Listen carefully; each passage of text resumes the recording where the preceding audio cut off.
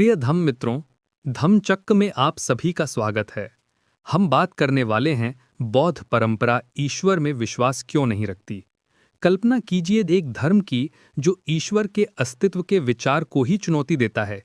एक ऐसी परंपरा जो कहती है कि मोक्ष का रास्ता किसी भगवान की कृपा में नहीं बल्कि हमारे अपने मन और समझ में छुपा है। जी हाँ, बिल्कुल यही बौद्ध धर्म कहता है और इसी बात ने सदियों से पूरी दुनिया में बहस छेड़ रखी है। आज हम एक ऐसे प्रश्न की गहराई में उतर रहे हैं जिसने सदियों से लोगों को सोचने पर मजबूर किया है।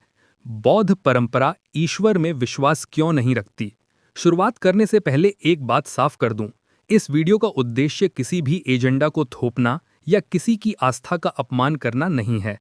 बौद्ध धर्म स्वयं स्वतंत्र जिज्ञासा और हर चीज पर प्रश्न करने के लिए कहता है, यहाँ तक कि अपनी खुद की शिक्षाओं पर भी। तो चाहे आप धार्मिक हों, नास्तिक हों या सिर्फ जिज्ञासु, आप बिल्कुल सही जगह पर हैं। हमारा मकसद है सीखना, सोचना और अपने दिमाग को नए विचारों के लिए खोलना। तो चलिए शुरू करते हैं। सबसे पहले समझते हैं, जब हम ईश्वर कहते हैं तो मतलब क्या होता है। आमतौर पर हम सोचते हैं एक सर्वशक्तिमान प्राणी जो सब कुछ जानता है, जिसने पूरी दुनिया बनाई है, जो हर चीज को नियंत्रित करता है। लेकिन यहीं से दिलचस्पी शुरू होती है। बुद्ध ने इस सवाल पर कभी फोकस ही नहीं किया। जब लोग बुद्ध से पूछते थे, भगवान कौन है, दुनिया किसने बनाई, तो बुद्ध चुप रह जाते थे। क्यों? क्योंकि उनके हिसाब से ये सवाल जरूरी नहीं था। बुद्ध का असली सवाल था, इंसान दुख से कैसे मुक्त हो सकता है, यही अभी। बाकी सब बातें उनके लिए समय की बर्बादी थी। अब आप सोच रहे होंगे, अच्छा तो बौद्ध नास्तिक हैं? जवाब है, जरूरी नहीं।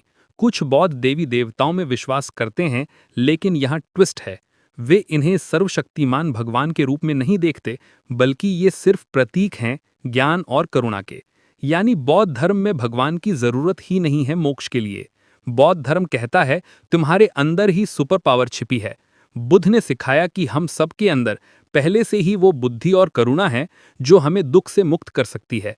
हमें किसी बाहरी उद्धारकर्ता या देवता पर निर्भर होने की जरूरत नहीं है। मुक्ति की चाबी हमारे भीतर है।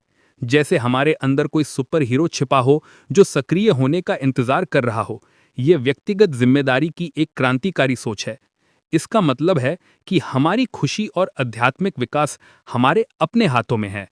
हम केवल प्रार्थना या भेंट देकर किसी दिव्य शक्ति से समस्याओं के समाधान की उम्मीद नहीं कर सकते। शिक्षक या सिद्धांत का अंधविश्वास ना करो। कर सकते। बुद्ध कहते हैं अपनी बुद्धि पर भरोसा करो, हर चीज पर प्रश्न उठाओ और किसी इसके अलावा